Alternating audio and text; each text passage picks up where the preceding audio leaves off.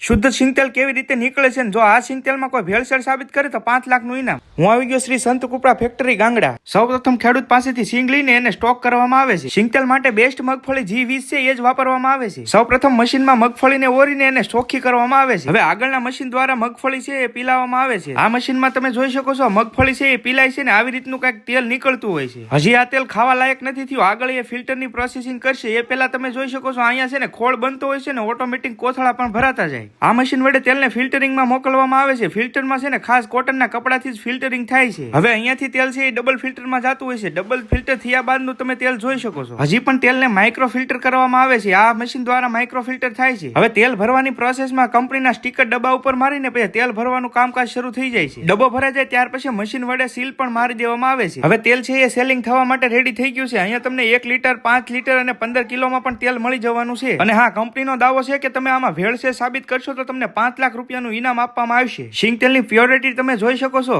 એટલું જ નહીં પણ ઉનાની આજુબાજુના ગામડામાં ફ્રી હોમ ડિલિવરી પણ કરી આપશે। પણ મરચું, ધાણા જીરું ને હળદર પણ તમારે જોતી હોય તો મળી જશે। અને જો તમારે તેલ મગાવવું હોય તો તમને ડિસ્પ્લે ઉપર નંબર આપું છું, અથવા તો તમારે ફેક્ટરીની વિઝિટ કરવી તો પણ તમે કરી શકો છો। ઉના ભાવનગર નેશનલ હાઈવે 51, ગાંગડા, તાલુકો ઉના, જિલ્લો ગીર સોમનાથ।